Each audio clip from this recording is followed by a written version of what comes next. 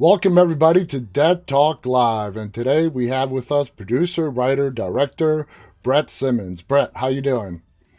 Doing good, man. How you doing? I'm doing good. It's a pleasure to have you here with us, and we have a lot to talk about. We're going to just talk about horror, and we're going to be talking about You Might Be the Killer, which I gotta Oh say, man.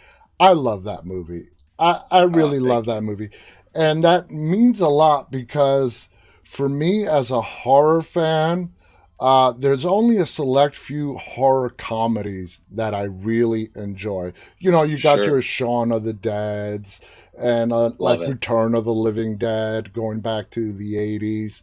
But You Might Be the Killer is just the right blend of lightheartedness, but yet gore and scare. And we're going to get more into that in a second. The first question that I have for you, Brett, is that the movie's available on Sci-Fi. Was it Mhm. originally meant to be a made-for-cable TV movie?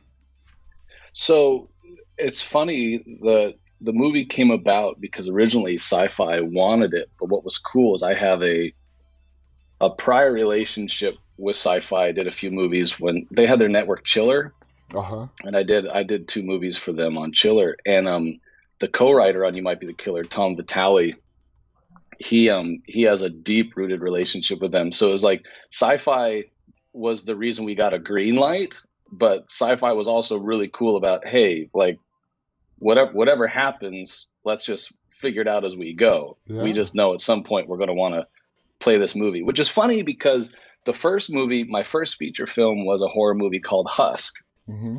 and that was made for theatrical, but Sci-Fi back then bought television rights for it before we even started making it. And so I guess I have more of a history with them than I even thought about till this exact moment right now. But they're just in the business of, as long as we have stuff for our network, We're we're good to pretty go. open and cool about it. Yeah, so they're awesome. The guys there, So this I is haven't I love them. so this is not a movie where you wrote it, directed it, then you had to figure out, how am I going to get this out to people? They came to you and said, can you write this, direct it? Yeah. Well, it was a bit of a funny story because I don't know how well this is known or not, but it's all based off of a Twitter thread. I did not know Um, that. yeah, so Sam Sykes and Chuck Wendig, so that's why it's Sam and Chuck in the movie. They had this whole Twitter thread where they still do it today, where they go on Twitter and they just meet up and they almost do these like role play improv, like tweeting back and forth. And so their threads are nuts. And if you look up You Might Be the Killer on Twitter, you can read the original thread. And it's brilliant. It's hilarious. And what had happened was Sci-Fi felt like there was something to mine out of the Twitter thread, and even talked to Sam and Chuck. They're both like very accomplished novel writers, and so they were like, "Hey, do you guys have an idea for a movie?" And they're like, "Look, we don't really do that. We're down to bounce ideas, but that's not really our thing." And so Sci-Fi knew from my prior relationship with them, the executive there that I had worked with a few times knew that I had a deep rooted passion for horror and comedy. So he sent me the Twitter thread and was like, "What do you think?" And I laughed. I thought it was hilarious, but I was also kind of like, "Are we really gonna? Is this the day and age we've reached where we're going to start adapting movies off of Twitter threads?" Like I know we went from the books to comic books, and now we're going to go. We're just going to skip everything else and go straight to Twitter. I was like, I cannot believe this, I but we came up with an idea. and it was a brilliant idea. I mean, I Thank I you. never heard that story before. Now, did you have any reservations coming up with a horror comedy going back to the very infamous 80s counselor slasher flicks? Did you Sure. have any like, man, if I don't get this right? Oh, well, I think, I mean, horror comedy can be a very tricky tightrope to walk, I think. Um, I'm very passionate about it, and I feel like I have a grasp on it, and I'm really glad that You Might Be the Killer found the audience that it found, because it kind of helped me not look like an idiot for how much I talk about, like how I feel like you can do it this way. Um, but I feel like when that needle is threaded correctly, it's Yes. the sweet spot. It's my favorite thing ever, but it's very hard. to do. It's really hard to do. And so I had a lot of hesitation about it, mostly because I'm like, I know this is hard, but also I just want to make sure we do it right. Mm-hmm. And I can actually summarize it even better. The first conversation I ever had with Fran Kranz, when we were talking about doing the movie, 'cause I'm a big fan of his and I wanted him to be in it so bad. He had reservations that really kind of mirrored where I started.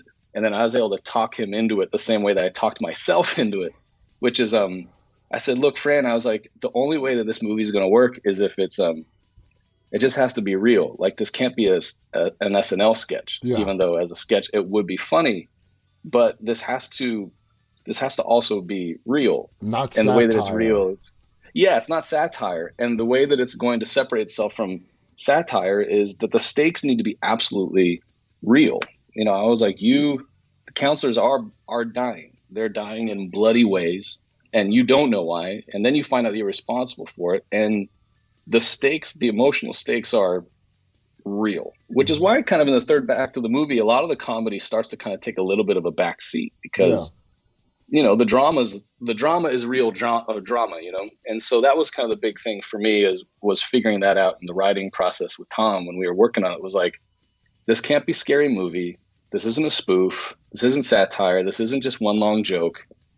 For me, if I'm going to make it, it could only work if it was on its own right, an actual horror movie for the people experiencing it. If that makes sense.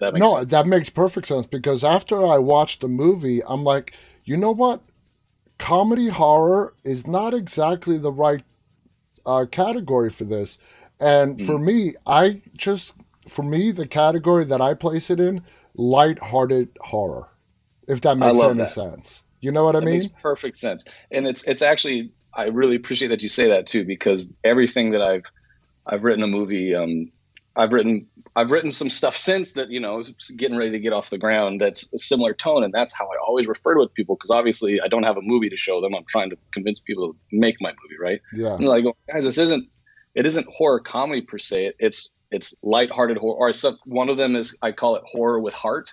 And then another one is, like lighthearted horror, like horror plus, you know, but the horror is real. Like, my favorite example ever is, I mean, Hitchcock always compared horror and comedy. He always talked about how like horror and comedy work hand in hand because they all work off of punchlines, like just a setup, delivery, punchline. It's all in the timing, and that the mechanics of the two work very similarly. And I do completely agree. And when I'm scared, like when my friends freak me out, I actually don't react the way that characters do.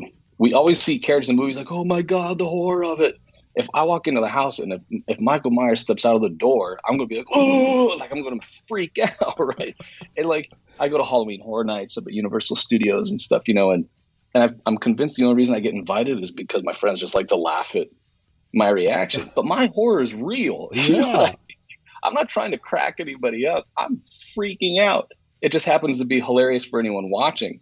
And that was my whole experience watching the original Ghostbusters. You watch the original Ghostbusters, and if you take Bill Murray and Dan Aykroyd, Harold Ramis, Rick Moranis, you take the comedians out of the movie and replace them with straight actors, that is not a funny movie at all. No. Bill Murray is, Yeah, it's actually terrifying, but because it's Bill Murray, because it's Dan Aykroyd, you're watching characters having hilarious reactions to genuinely terrifying things, right? And so that's always been the formula for me. And is that what you attribute the big success to the movie? I mean, I think so, because I think it's a really fun thing to experience. But I also think inherently, subconsciously, I'm not going to try and, I don't mean to sound like I'm trying to go like too deep, but I think when people see someone genuinely terrified to the point of having a ridiculous reaction to it, that almost feels more honest. You know what I mean? Like I always think dating, like going way back to when I was a kid, like, for me, my reaction to being scared is way more like Shaggy and Scooby running in place for 3 seconds and sprinting out of the room as fast as possible. You know, like that's my reaction to it, you know? So when I watch straight horror movies, when I just watch like just straight horror movies, there are so many times that I see reactions where I'm like, this actually feels kind of melodramatic to me in comparison to reality. Like, I feel like this person would deck Ghostface in the face, you know, or slam a door on Michael Myers, or just like, oh shit, you know, that's my opinion of it. And so sometimes I feel like horror movies tend to lean a little melodramatic. And Yeah. when I was like going back to when I first started writing movies, I can see the trap that you kind of fall into because a lot of horror movies are written by younger writers. Horror is just the easiest way to get a movie made and break in. Yeah. And I'm not saying all of them are, but I'm saying it's common. Mm-hmm. And it's common when you're writing a script and you're dealing with an intense situation. You have too much time to think about what should happen in this moment, that's what you end up writing. You know what I mean? Like, Yeah. well, strategically, you should do this, But the characters don't have time to think that. No, I totally understand. So your background, I mean, were you writing comedy stuff before horror, or which came first, or was it always together? Awesome question. What's really funny is I've always been a horror movie fan, but I've also always been a scaredy cat, big time.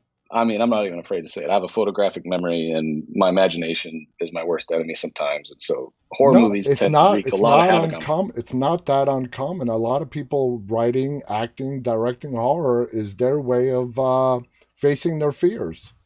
Yeah, no, it's true. It's so I've always been a fan in that way. Like horror movies have always been a great outlet to me. Like I've always loved it, but I never saw myself being a horror movie guy. When I went to film school, everything I made was comedy. It was just comedy. But everything I was watching in my free time was like Hitchcock and John Carpenter and any new horror movie that came out in the theater. That's where I was. I was seeing more of those than I was seeing the comedies. So what had happened was when I was graduating film school for my senior thesis, I was so frustrated with some of the horror movies I'd seen. I was like, I'm going to take a crack at this. I've heard people talk about how similar it is. And I felt like I had gotten my comedy itch out pretty thoroughly.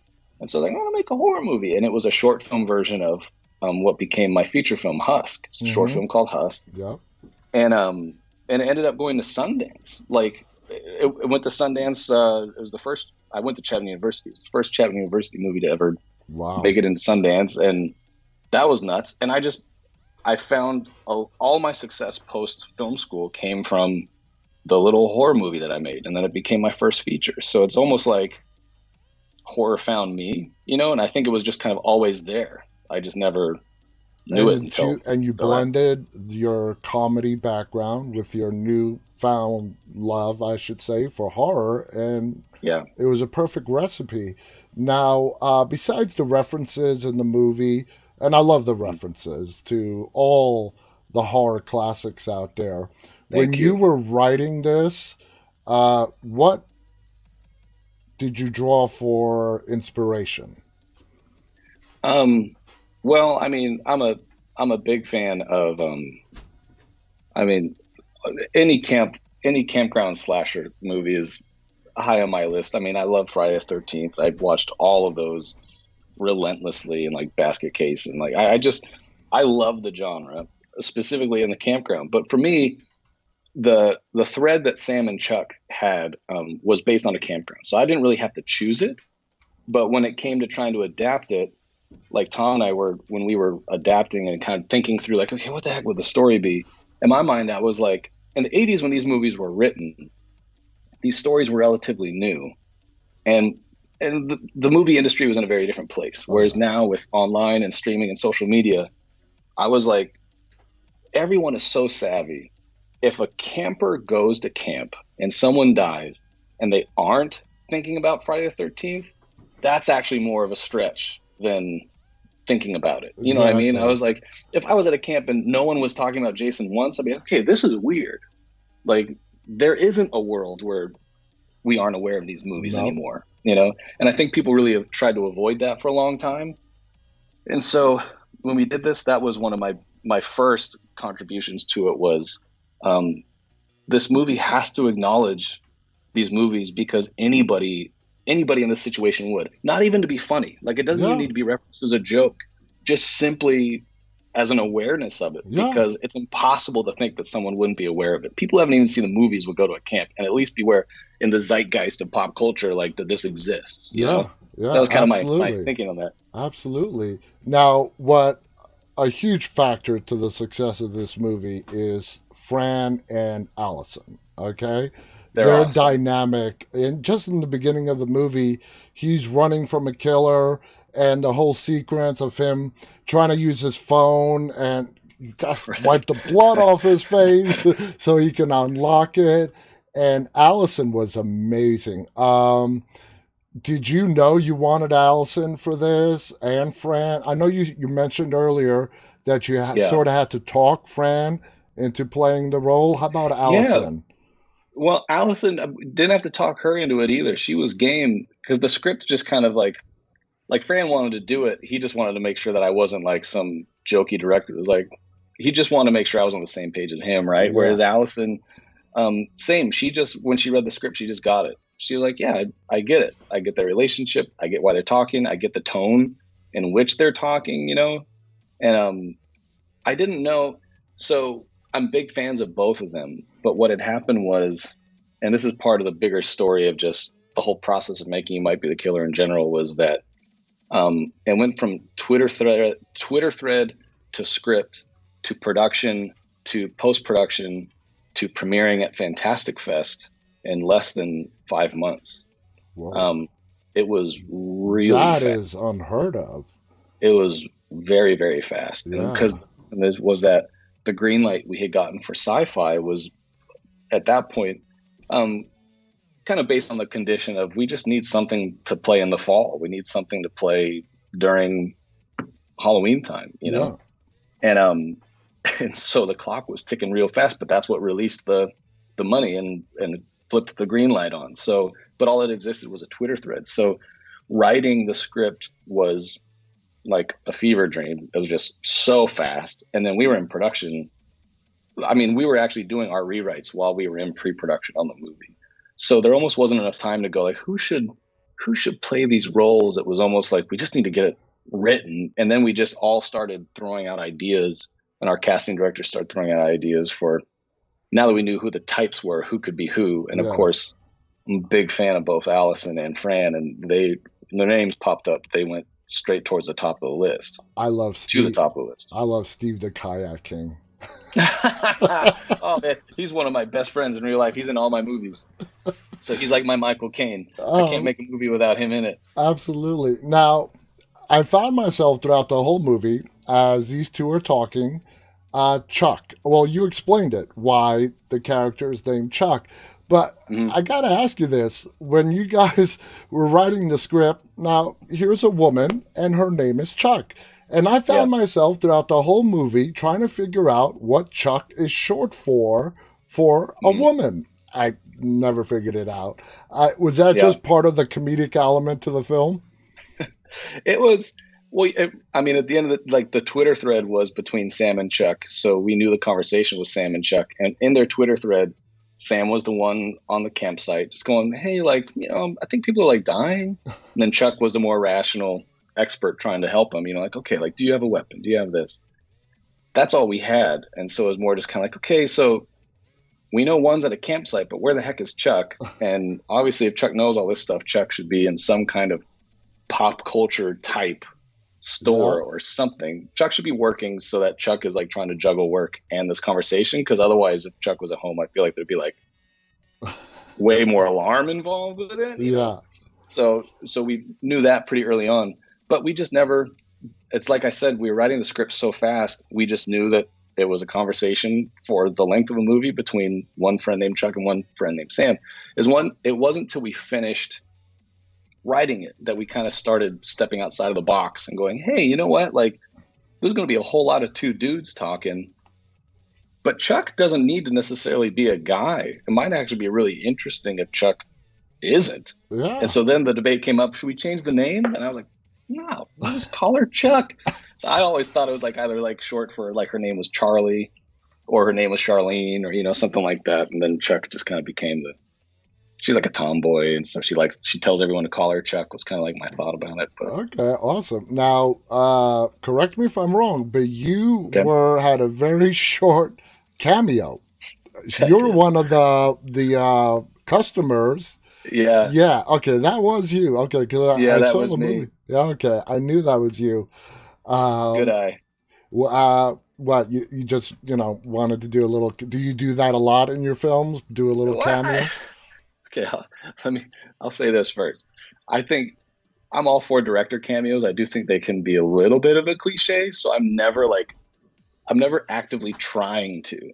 It also stems back from my first movie, Husk. When I did Husk, I was gonna cameo as one of the scarecrows because I thought it'd be really funny if like I played one of this. It's a killer scarecrow movie, I should say, if you don't know it already. And so I was like, I should play one of the killer scarecrows because no one will know it was me, and that's the coolest way to do a director cameo that no one knows you did, and it'll just be a fun story on the director's commentary. That shoot was so stressful that when I started putting on the scarecrow costume, I was like, I can't do this. I'm not gonna be able to go monitor this costume's taking too long. We're running out of too much time. So I didn't do it. And ever since then, I was like, production's too stressful for me to worry about putting myself in front of the camera. But then every single movie, there ends up being something where production's like, you should just jump in there and do it. Because I have an acting background. I used to act. Yeah. And so everyone that knows me and finds that out, like, oh, you should jump in there. You jump in. I'm always like, nah.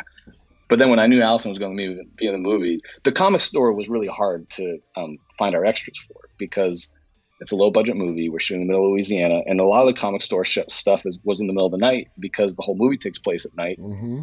And at the campground, the only people involved are our primary cast, everybody that's already attached to the majority of the shoot. The comic store was not the case. It's really hard to like, hey, can you come into the comic store and not deliver a line at 3 a.m? Just stand there, And so it was also by necessity. We were like, we need someone to just be standing at this counter and have a reaction to Chuck when she hears that Sam chopped someone's head in half. Yeah. And I was like, I can do that. The irony of it is that I needed more takes than Allison ever needed. Allison was prepared professional, and then I'm sitting there just going like, can we get one more take? I don't know if I like my reaction on that one. And it's funny because your scene is like a split second. Yeah. Yeah, you would. I'm actually impressed that you even saw it. No, I did. I noticed it. Now, the feel of the movie, I'm talking about the film quality, has that 80s feel, and with the writing, I'm assuming that's something you wanted purposely done. Yeah, I appreciate that you even picked up on it. But yeah, I'm a child of the 80s, and it's just, I think it's so ingrained in me that it's almost like unconscious decision-making at times, but it was very conscious with this one. I really, I thought this movie was going to be at its best if it felt like and looked like a Friday the 13th movie from back in the day, as opposed to something too modern. Even the Camp Vista sign, it was similar to Crystal Lake. Yeah, we were trying to play with ideas of name. Like me and the production designer, Matthew Whittle, was amazing. We had a whole brainstorming session just on what are riffs on the Crystal Lake name that aren't Crystal Lake, but at least feel like they mirror it just a little bit. But a lot of the references were those movies. Again, not the spoof or satirize, but the idea was like, use this as a leaping off point. This should feel like mid-'80s architecture. This should feel like mid-'80s design. I see it as more of as a homage to those films, Yeah, really, you're right. It is. It's much more that, yeah. And another aspect of this film that is really cool is that the kills are not like linear, starting with 0. No, you started out the film with counselors dead, a lot. And then you worked your way back and forth. I think we saw Steve the Kayak King's death like at least 3 or 4 times from he's all dead and different alive, like all over the place. And from all different perspectives and whatnot. How did that idea come to you that you wanted to jump around with the deaths? Yeah. Oh man, I'm so glad you asked this. This is one of my favorite questions with this movie.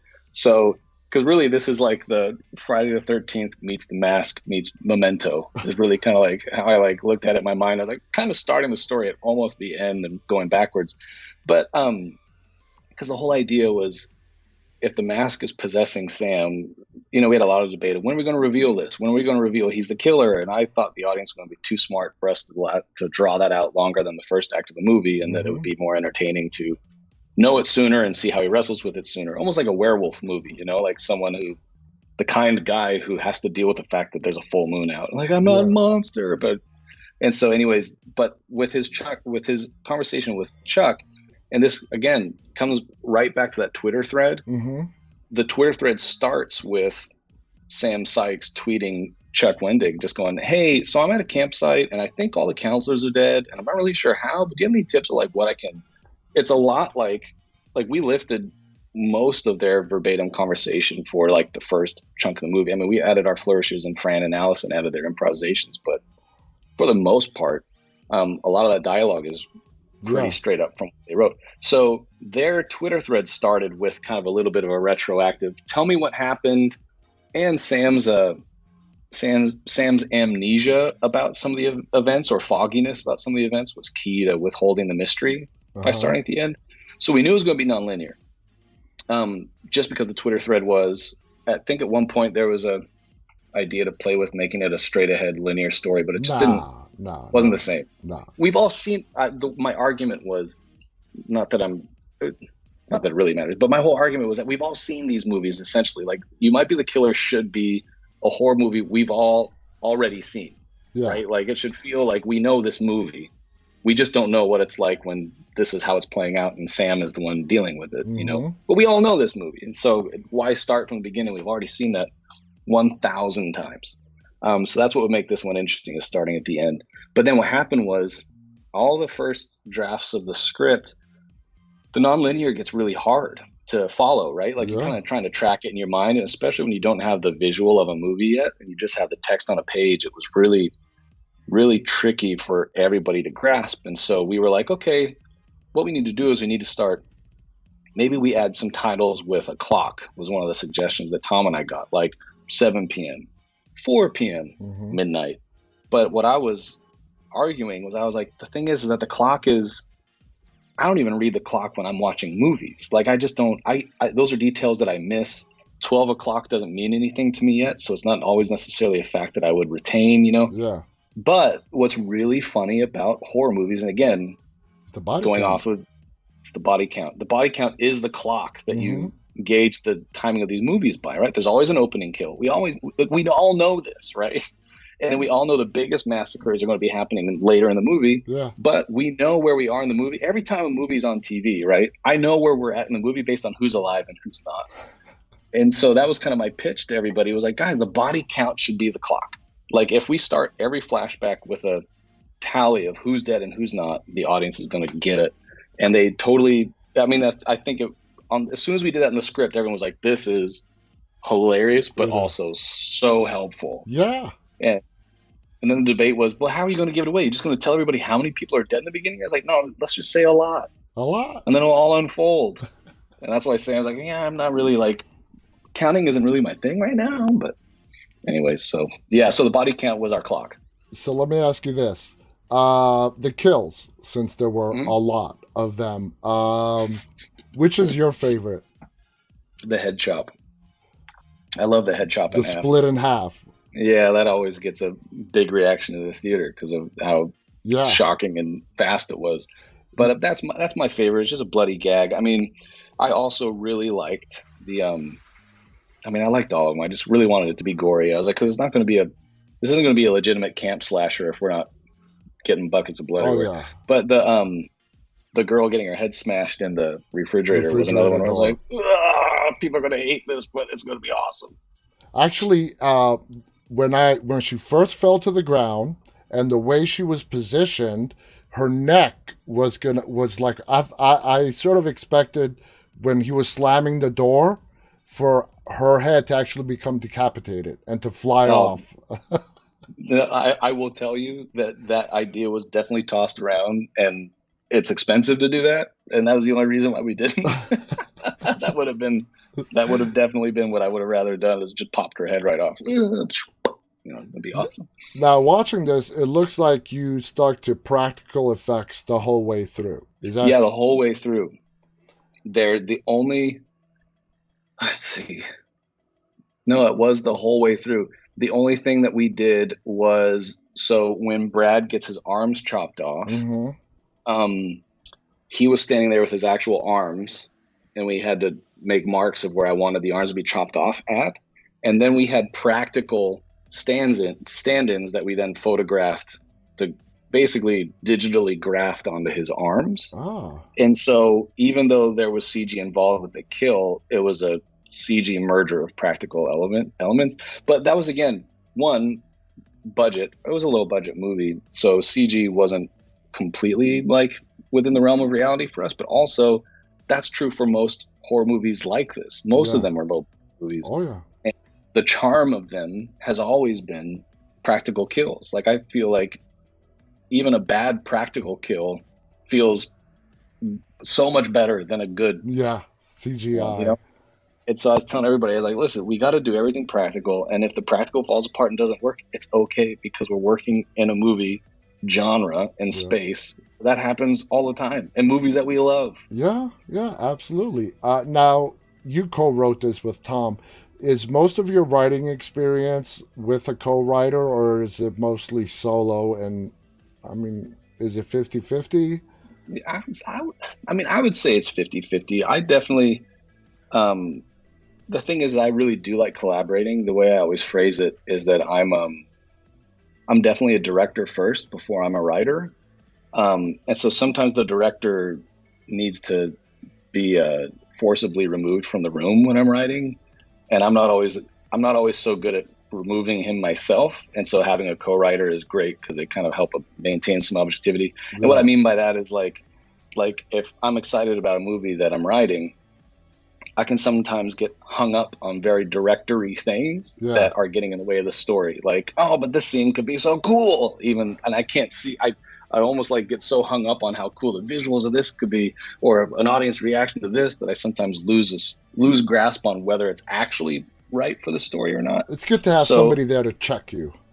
100%. And I mean, two heads really are better than one, and there are some incredible writers out there that can work alone, and I have worked alone, and I'm proud of some of the stuff I've written by myself, but I always have a better experience and more confidence in the material when I've collaborated with somebody. Yeah, that makes total sense. Now, you said earlier that you, Fran and Allison did a lot of their own stuff. You gave them full freedom. If they wanted to ad-lib, just go for it and let's see how it comes out.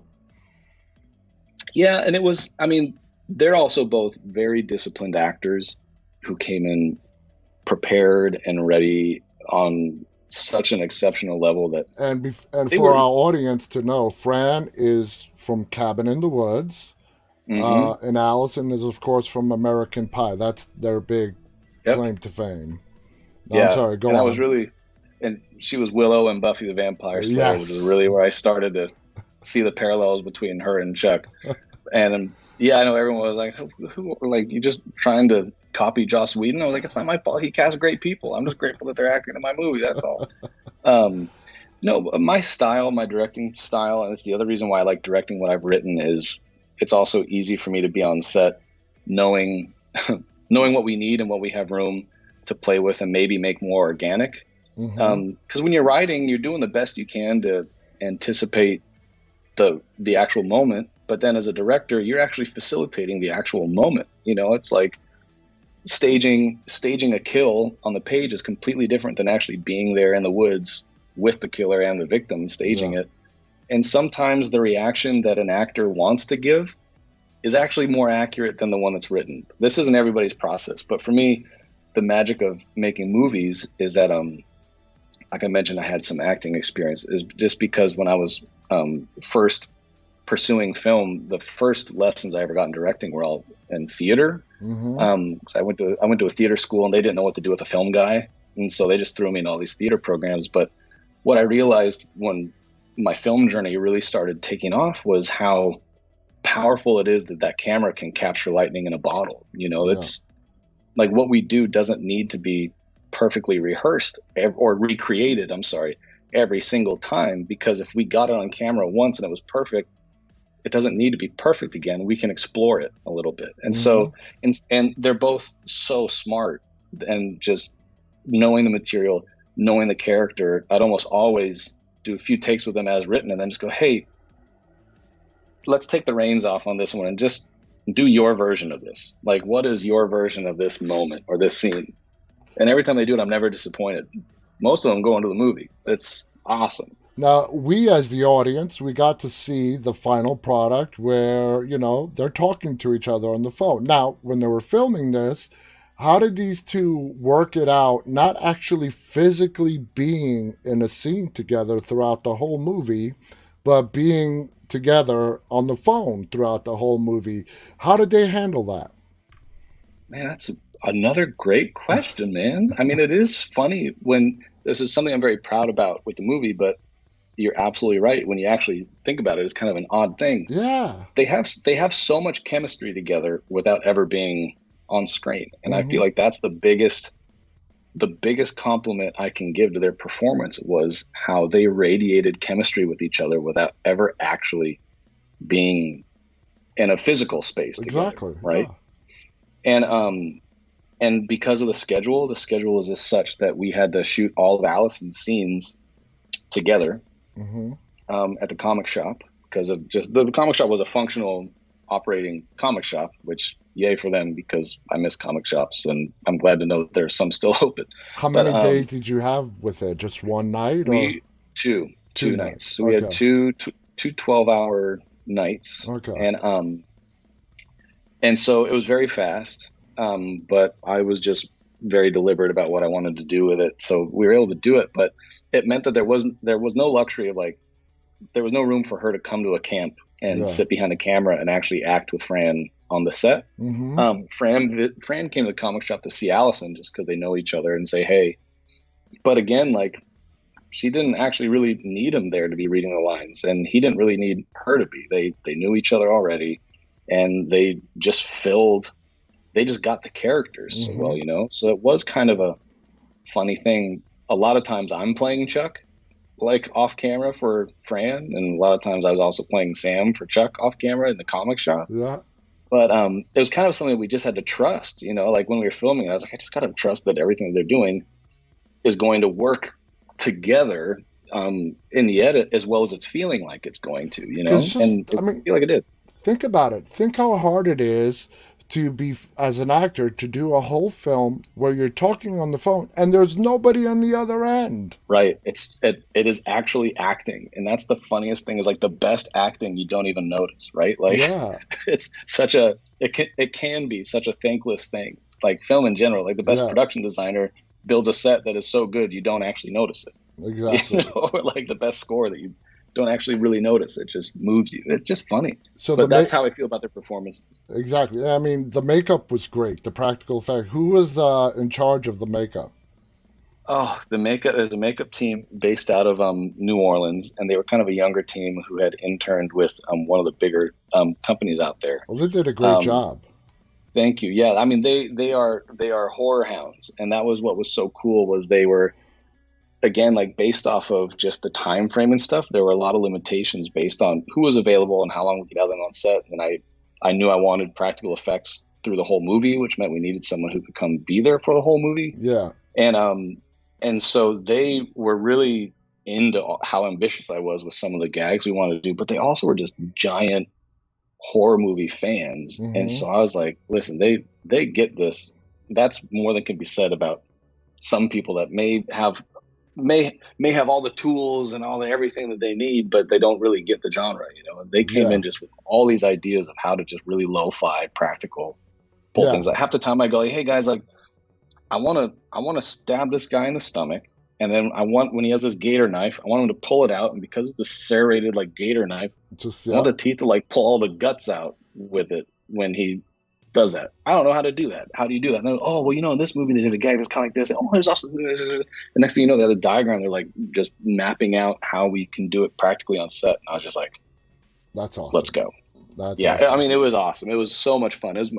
What was cool about it was everybody making the movie behind the scenes is such a fan of the genre. Everyone was so excited that even when we were doing some of these practical effects, people weren't off in their trailers. Everyone's gathering around we're about to do a big stunt. Oh, this is going to be so gross. Just wait for it. Wait for it. Yeah, it was awesome. Okay. Another fascinating character for me was Imani. All right. Now, everybody else is sort of like the 80s throwback cookie cutter camp counselor. Imani, this beautiful woman, badass, is a counselor. And you're when you first meet her, you're like, wow, I would never peg this woman as a camp counselor. Right. Who came up with her character?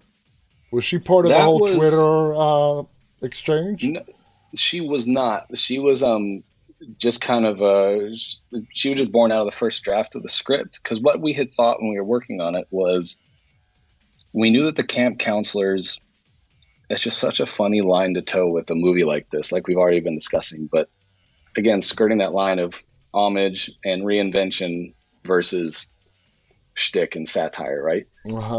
But we knew the camp was going to feel familiar to an audience. We knew a killer showing up at a camp is going to be familiar. There's nothing we can do about that. So let's lean into it. Let's make the camp feel a little familiar. Let's make it feel like this exists in a movie they've already seen. And with the body count being our clock, and the fact that the body count is really serving Sam's story of how am I killing all these people, most of them also need to feel like some of the archetypes we've seen before. But we knew it was going to be completely stale if that's all it was archetypes. And so we pegged really early on that we wanted Amani to not be the archetype. We're like, we need someone that kind of, we need one of the counselors to transcend the archetype and be different than we expected. Stand out, right? Yeah, exactly. And same with our final girl. Well, who we find out ends up being the final girl. Where it was again, type of, we need someone that seems like an archetype who starts to change, right? We need someone who kind of emulates the sweet girl, but then starts to turn into something that darker we didn't expect. Yeah, exactly. Yeah. So it's just kind of playing with the cliches and the expectations as much as we can. But with Amani, I'm glad that you reacted to that, because I was really proud of how that character came together, and her and Sam's relationship. I like that she was really tough, and yeah, you don't expect to see her here, but she also didn't expect to be here, and that's just like with this movie. You don't expect to see her in a movie like this, and she's not reacting like characters in a movie like this. She's reacting like herself. So it was really fun to play with that. Exactly. Yeah, she was a great addition to the cast, a great character. You know, you had to love her, and we thought she was dead, and then she wasn't dead. She ended up being dead. It was a whole back and forth. Right. What would you say was the biggest challenge in directing this film, if there were any, like some things that you might have gotten stuck on? You know, the hardest thing was I should say the non-linear part of it was the hardest when we were writing. Because we were just having to Tom and I were just needing to put cards on the wall. I mean, he's in New York. He's based in New York. I'm based in California. So we were also writing from opposite coasts. Yeah. But we each had like our diagrams of mapping out, kind of timeline. The writing process was so hard writing nonlinear. Like, if anybody out there listening wants to write a nonlinear movie, just be prepared. It sounds so much more fun than it actually is. It's rewarding, but it's hard work.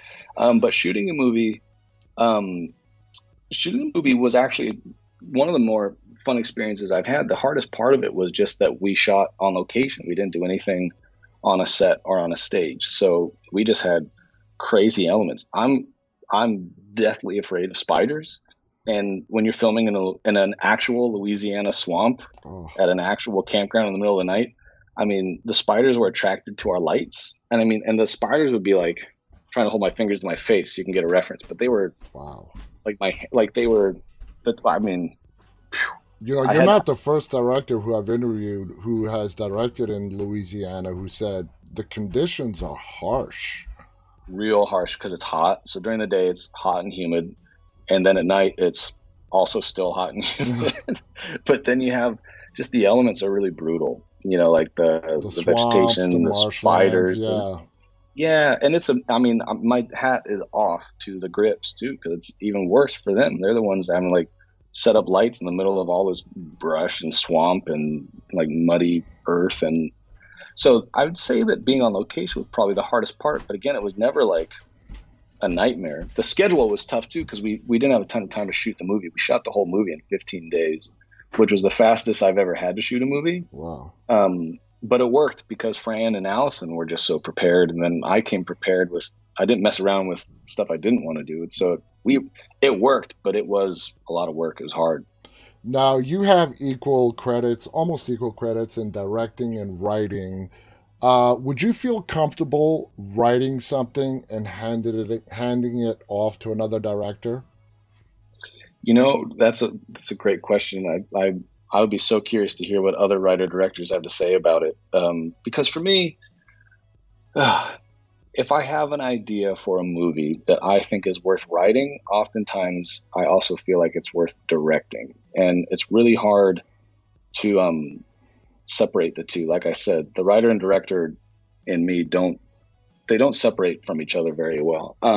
But some of the best writing experiences I've ever had, I had writing for other people, because it was almost like, hey, that's an idea that you're wild about. I think it's cool enough that I could come up with something fun with it. And it's almost like not directing it. Like I mentioned earlier when we were discussing, like the director never comes in the room for those scripts. And that's always a lot of fun, because I'm no longer worried about, like I wrote an action movie and I was just like, you know what? This car is going to blow up because that's the best thing for the story. And I don't need to worry about whether you can pull it off or not. It's not my problem. And that was awesome, because I'm constantly, when I'm writing movies I know I'm going to direct, I'm already in production mode in my head. You know, it's like, oh, he falls down here, he falls down 4 stories. And I'm like, how am I going to do that? Don't worry about it. But I mean, I'm going to have to worry about it. Like, it's hard to separate. So I do have a lot of fun in that sense. Okay, so let's flip the question. How do you feel about directing someone else's writing? I've had a lot of fun doing that. So I do know that when I've written it, it's almost like writing the script is my prep process, because I've writing it by sheer nature of generating all the material. I'm already in the throes of all the subtext and all the story arcs and character arcs and everything. Anytime I've directed anything that I didn't write, I had to learn how to do that prep, because I'm used to not having to do that prep, you know. So I had to learn to like kind of, okay, so I need to really start figuring out, okay, what are characters thinking in this moment? Because I didn't think it for them yet. And what are they going through in this story, and where do they start, where do they finish? What's the best way to stage this? Because I haven't already pictured it when I was writing it, you know. So it's almost like I might as well have written it with the amount of depth that I need to try and like dive into the material. But it is a lot of fun, because I also think that, I mean, I've had the fortune of working with some scripts written by some writers that I really respect, and so I assume when you're taking on a directing job that somebody else wrote, that both writer and director spend a lot of time together for the writer to, you know, share his visions with a director, and the director give his input back to the writer. There's a whole new, after the script is done, like it's a whole brand new collaboration that has to restart again. Oh, exactly. And I feel like, you know, directors are able to kind of not intentionally poke holes in the script, but really probe with difficult questions for the sake of wrestling with the material to get it, and either hear what the writer was thinking, or maybe address an issue the writer wasn't thinking, you know. And that's a lot of fun. It can also be, I mean, I've heard stories about directors and writers not getting along. I haven't been in that situation, fortunately, thank God. But I have heard that sometimes it can be really problematic, like writers being on set kind of hovering around, just like, you can't do that. Yeah, and it's really tough, because it's like, and I get why a lot of writers become producers, because as a writer, I would also want to be, because they want to make sure that they get to, you basically kind of birth this baby, and you want to see it kind of grow into its adolescence. You know, you don't want to just hand it off to a stranger and trust that the stranger's going to handle it as best as they can. So, I mean, I definitely get it, but I also, as a director, there's part of me where it's like, it's also kind of nice sometimes when you're not here, so I can just make a decision and get it done, you know. I totally understand. Now, You Might Be the Killer is rated R, correct? Yes. And that's obviously because of the gore and violence. I mean, it's all the gore. Was Sci-Fi okay with that? Did they want to sort of maybe cut back on some stuff to maybe bring it down to a PG-13 or something like that? Well, great question, and I love to be able to answer, because again, it's really tooting the horn for Sci-Fi. They have no issue with gore. Gore can be whatever. It's all language for them. They sound great to work with. I mean, honestly, like I don't know what everyone's opinion is of Sci-Fi now. I remember way back in the day, like it was kind of like a sour, like, oh, you don't want to make a Sci-Fi movie. I don't know what that is now, but I think they are awesome, and they're all fans of the genre. They all get it. Yeah, I mean, they have a great show on right now, Surreal Estate with Adam Corson. It's awesome, and I've had Adam on the show, and he loves with Sci-Fi. I've had another star from the They're show as great. well, and it's a great channel. I think it's an underappreciated channel, to be I think honest it. with you. Yeah, I think people need to give it a chance to discover. I mean, I can only speak from my generation, but I Yeah, just feel like maybe there's a false perception of what sci-fi is. They are yeah, not what you no, remember from back in the day. no, They're absolutely awesome. not. Yeah. Now, moving forward in your career, do you want to, which genre, do you want to explore different genres? Do you want to stay in the horror comedy realm? You think that's your comfort zone? Do you want to expand your comfort zone? It's funny. When I did You Might Be the Killer, what was great was it was the first time that I really got to do a full-fledged horror comedy or lighthearted horror, Mm-hmm. which I really do feel like is my sweet spot because all of my um, experience and training before was in the world of comedy, but all my fandom really came from horror, and so I do feel like it's a marriage of my two.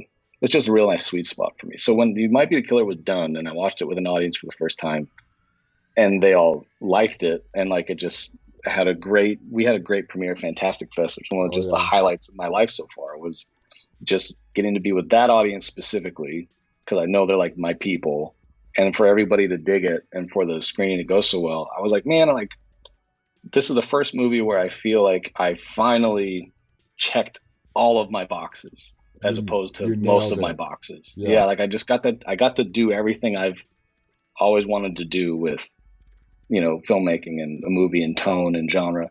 So I'm really trying to stick with it because I really only got to do it with You Might Be the Killer, and I'm not done yet. So I'm trying to do some more. So everything I've written since has definitely been leaning into that side of my taste. But I also, I mean, to answer your question, so sticking with the lighthearted horror, kind of horror comedy space is very much something I'm excited about. But I'm also really excited to dive into some action. I love action Yeah. movies. I love the pacing and the energy of it, and I'd be up for directing a straight comedy too. Yeah. Comedy is I think you'd be great. always great. Now, Thank you. you said you're a child of the 80s, so am I. It's true. Hypothetical question here. If you had a chance to reboot a movie from the Oh, 80s, which one would you pick? oh gosh, this is so hard.